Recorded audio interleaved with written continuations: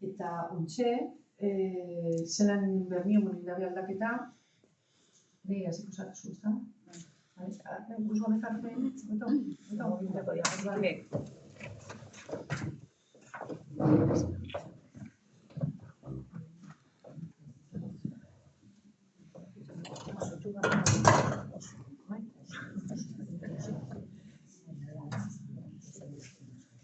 Bueno, lehenengo tarrein, eskerrik asko olako aukera moteagatik. Esan inbidota gutxu bet urdin nahuela, zeniretzako hau da nire lehenengo aldiz, eta bueno, ez nago ditute olako itxaldiak edo ematera, baina guretzako egoitzan emon den aldaketa hain importantia da, pentsa dugule, zabaldu behar dugula, ez da? Zaiatuko naz aldudan horien eitzen. Eta hor dakarbe bai izan bidot, ni naizela proiektu honen arduraduna, baina ni ez naz proiektu honen arduraduna. Ardura egoitza guztizen da, eta bezbe bultzatzaileak zuzendaritza taldea izan gara. Hor behien dauen jasone, dizain arduraduna eta Ramon zuzendariz, eta ni gara proiektuen atxien denbora asko. Eta azkenien lortu dugu. Bermeoko udara, hor dauena, Bermeoko udale egoitza bat da, 71 plaza dako guz, 52 Bizkaiko Foraldundiarekin hitzartute. Egoiarrak 3 zelaitotan dauz banatute, eta bigarren zelaiduan 12 plazako bizikidetza unitate bat sortu dugu. Gitzi gora bera 73 langile gara, disiplina aritzekoak, eta esan behar dugu egoitzan emoten diren zerbitzu guztiak kontratazio zuzenekoa dira. Gero, batzutan galdetzen dugu zergaitik emondan hau zaintza ereduaren aldaketa. Nire kasuan, izan zen, ni 2010an sartu nintzen egoitzan anitzera, eta ni txikietatik ebaikuntza asko eduki ditut. Eta loturra jai zizkidaten. Eta orduan niretzako oso esperientzia traumatikoa izan zen. Egoitzara sartu nintzen lehenengoko egunean, olako irudiak ikusi dituen. Eta ni hor hasi nintzen nire buruari bueltak emoten, eta pentsaten nik uste dut beste zaintzeko erak egon behar dizela, eta topain bidoguz. Eta hori jason egaz konpartitu naben. Da hasi ginen, geure pasutxuek emoten.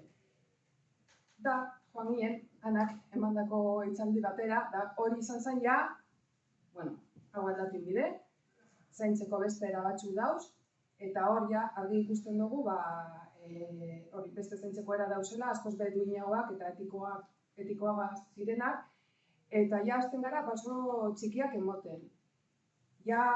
Lotura da jartzeko, kuestionatzen hasten ginen, lehenengo soluzioek esan lotura bat inintzie. Igual, pertsona bat ikusten genuen urdutasunegaz, eta lehen zen, lotuko dugu. Momentu horretan hasten gara pentsaten, bestera bat egin alzala, edo behitzat aztertu pertsona honen portaera, zergaitik da, zer pasaten da natzien, eta familiaren presentzia bebai, ez da murriztuta, eta hasten gara, gauzatxo ekitzen.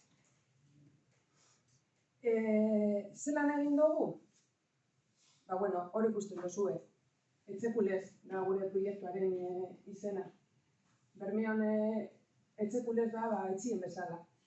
Eta guk hori nahi dugu lortu. Pertsona erdigune duen zaintza eredua ezartzeko proiektua. Proiektua fase ezberdinetan egonda banatuta, lehenengo fase izan zen talde motor guteitzu dugune bat sortzea, proiektua egoitzan ezartzeko. Hor behien dako zuena da gure talde motorra. Datzu falta diez, ziren, bitxi gara bera.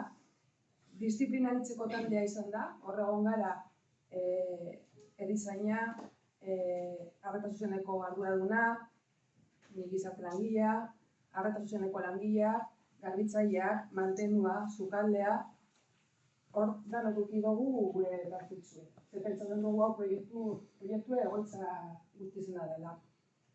Lehenengo fasetan, esan behar dugu, guk nahiz eta zuzendaritza taldekuek formazio eskotara joan, bai ikusten genuen gu ez ginela izango kapat hau proiektua egoitzan ezartzeko. Orduan laguntza eskatu genuen, da Fundación kuidadokin ozega zein dugu hau proiektua esarri.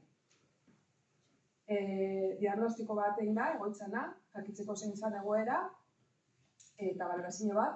Gero, egoitzako langile guztiek 100 orduko formazio prozesutik pasagara, dano jaso dugu formazioen, sukaldetik hasitze sozindari arte, dano pasa dugu.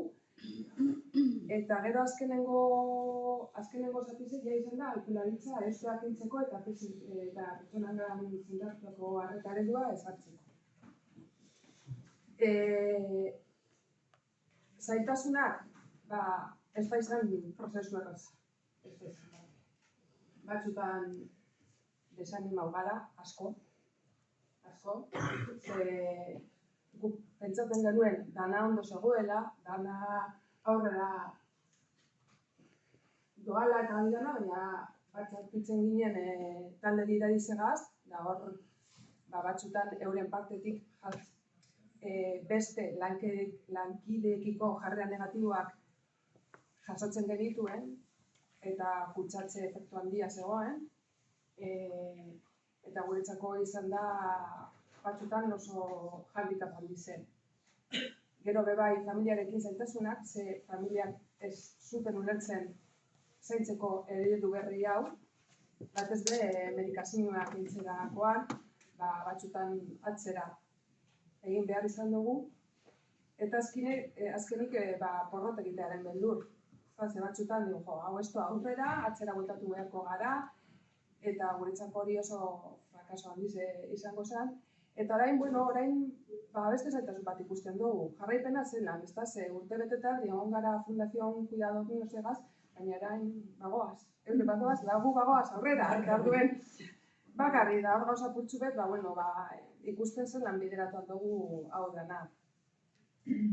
Baina bebai, zer lortu dugu?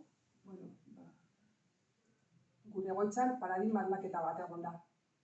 Pasa gara, zaintzeko era hospitalario, sanitario batetik, pertsonengan zentratutako eredura. Non, egoiak, batez be, egoiarrak abetu dira, bera jarri diez erdigunean, egoiarrak begiratzeko era asko aldatu da, orain euren desioak, nahiak eta autonomia errespetatzen da eta kontuan hartzen da, lotura guztizek kendu ditugu, bai fizikoak eta bai kimikoak, profesionalen arteko harremanak asko hobetu dira, azken finean beti transmitidu dugun mensua izan da, dano izan behar garela pina bat, eta zentzu berdinean egin behar dugula lan, eta harremanak asko sendotu dira. Eta egoiarrekiko aldaketak ikusi direnean, ezeskoan egon diren langileak aurrera egin dute bebai.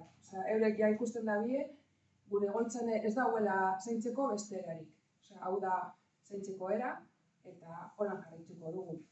Eta niretzako oso importantea izan den herramienta bat, bizitza historia, pisu askokin dago. Ze orain egoitzara sartzen den bezero bakoitzak bere bizitza historia dako. Bizitza historia itzen dugu, eta hor jasotzen dugu zelakoa izan den beren bizitza, zer gustaten jatxon, zer ez jason gustaten, zer motatako desio dakoz aurrera begire, zelan nahi dau izan jabonda, hori dana gauz ikusten da. Horrek guri emoten dozku bezeroari begiratzeko beste era bat. Eta hemen jarri ditut langileen testigantza batzuk, ez da? Adibidez hori, bezeroen bizitza historia egin eta gero, bezeroarekiko begirada aldatu indu. Orain ezin dut erabili zaintzeko beste ereduri, badakit orain bide honetik goazela. Eta gurentzako askoz be importanteagoa dana da familizen testigantzak. Orain nire ama bera da, beti zen dana, ezagutzen dut. Eta eskerrik asko.